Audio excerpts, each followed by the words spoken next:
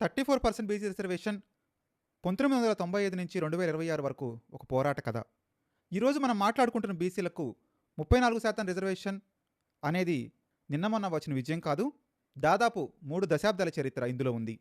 ఈ కథలో ప్రభుత్వాలున్నాయి, ఎన్నికలున్నాయి, హైకోర్టు ఉంది, సుప్రీంకోర్టు ఉంది. చివరికి ఒక పెద్ద ప్రశ్న కూడా మిగిలే ఉంది. ఆ ప్రశ్న ఏంటంటే, బీసీలకు 34% రిజర్వేషన్ ఇవ్వాలంటే రాజ్యాంగం, కోర్టులు చెప్పిన 50% పరిమితిలో దాన్ని ఎలా అమలు చేయాలి?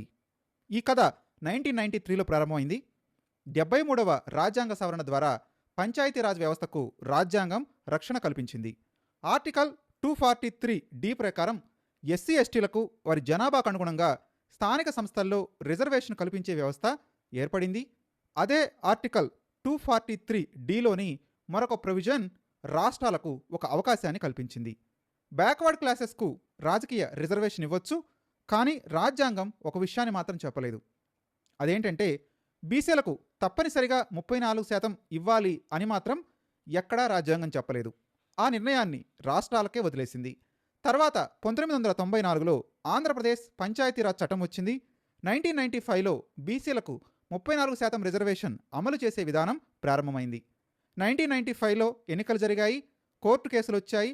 ప్రధానంగా వచ్చేటువంటి ప్రశ్న ఏంటంటే, బీసీ జనాభాను ఎలా లెక్కించాలి, ఎంత శాతం రిజర్వేషన్ ఇవ్వాలి, రిజర్వేషన్ను ఎలా అమలు చేయాలి? 2000వ సంవత్సరంలో కూడా ఈ అంశం హైకోర్టు ముందుకు వచ్చింది. అప్పటికి ఒక విషయం అయితే స్పష్టమైంది. బీసీలకు స్థానిక సంస్థల్లో రాజకీయ రిజర్వేషన్ ఇవ్వడం సాధ్యమే, కానీ దానికి సరైనటువంటి డేటా, సరైన విధి విధానాలు అవసరం పడింది. తర్వాత 2006వ సంవత్సరంలో ఆంధ్రప్రదేశ్ ప్రభుత్వం కొత్త రిజర్వేషన్ రూల్స్ని తీసుకొచ్చింది. అప్పుడు లెక్క ఎలా ఉందంటే, ఎస్సీలకు 18.30%, ఎస్టీలకు 8.25%, బీసీలకు 34%, మొత్తం ఎంత? 60.55%.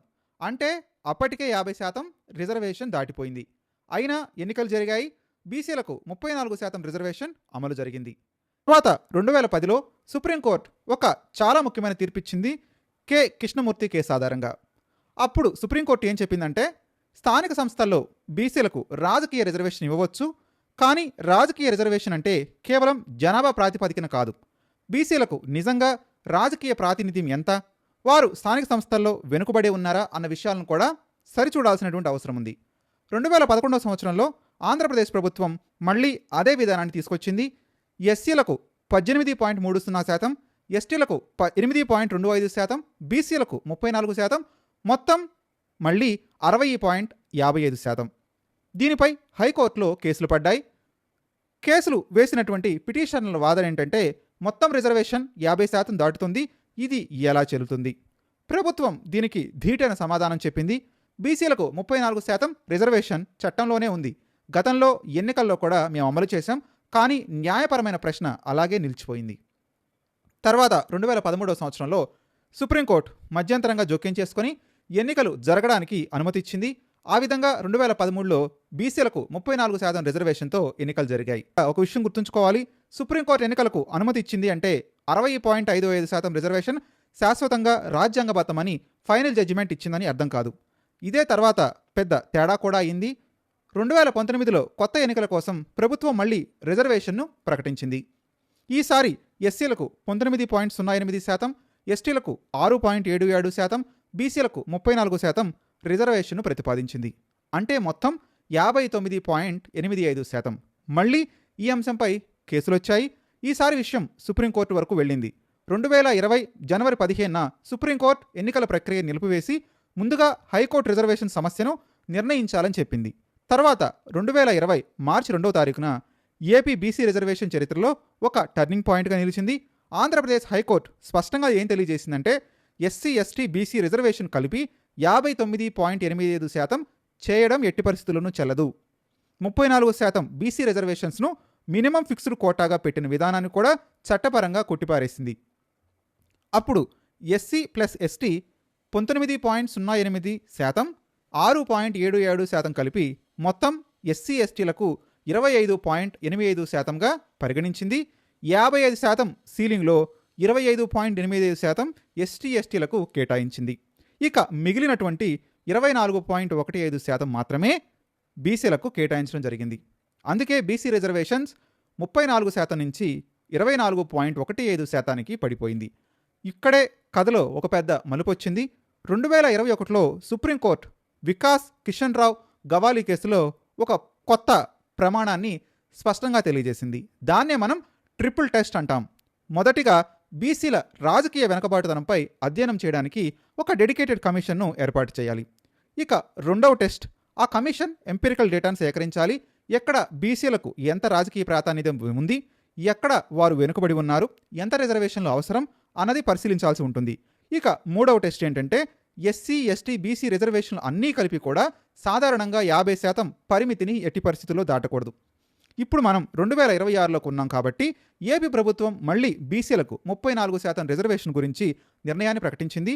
కానీ ఇప్పుడు 1995 పరిస్థితి కాదు, 2006 పరిస్థితి కాదు, 2013 పరిస్థితి కూడా కాదు. ఎందుకంటే అప్పుడు సుప్రీంకోర్టు చెప్పినటువంటి ట్రిపుల్ టెస్ట్ లేదు. ఇప్పుడు సుప్రీంకోర్టు చెప్పినటువంటి ట్రిపుల్ టెస్ట్ ఉంది. డెడికేటెడ్ కమిషన్ ఉంది, ఎంపెరికల్ డేటా అవసరం ఉంది.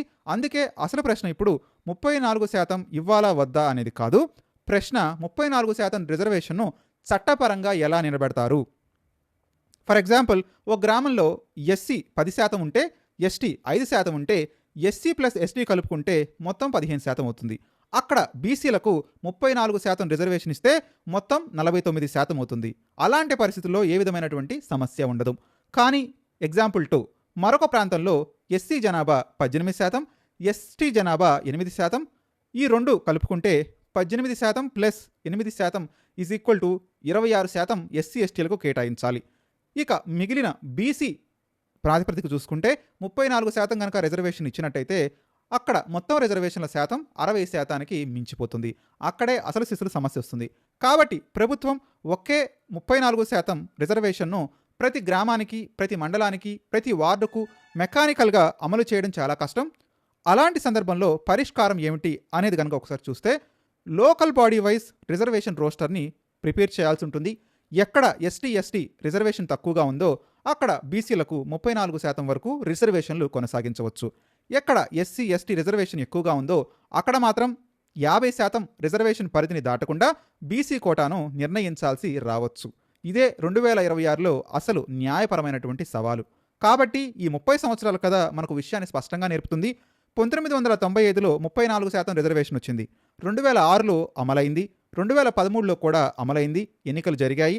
2020లో 59.85% అగ్రిగేట్ కారణంగా కోర్టు జోక్యం చేసుకుంది. 2021లో సుప్రీంకోర్టు ట్రిపుల్ టెస్ట్ను ఇంప్లిమెంట్ చేసింది. ఇక 2026లో ప్రభుత్వం మళ్ళీ 34% రిజర్వేషన్ లక్ష్యంతో ముందుకు వెళ్తుంది. కానీ ఈసారి ప్రశ్న రాజకీయమైనది మాత్రమే కాదు, ఇది empirical data, constitution, supreme court guidelines, mathematical calculation ఆధారంగా జరిగేటువంటి న్యాయ పోరాటం. అందుకే ఇక్కడ చివరిగా ఒక మాట చెప్పాలి.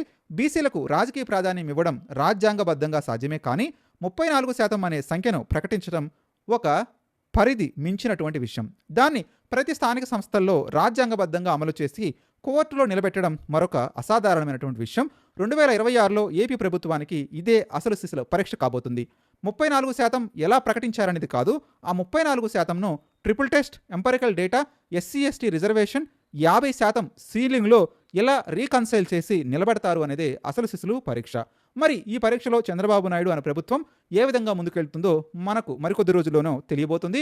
మీరు కూడా మీ అభిప్రాయాన్ని స్పష్టమైన కామెంట్ రూపంలో తెలియజేయడానికి ప్రయత్నించండి.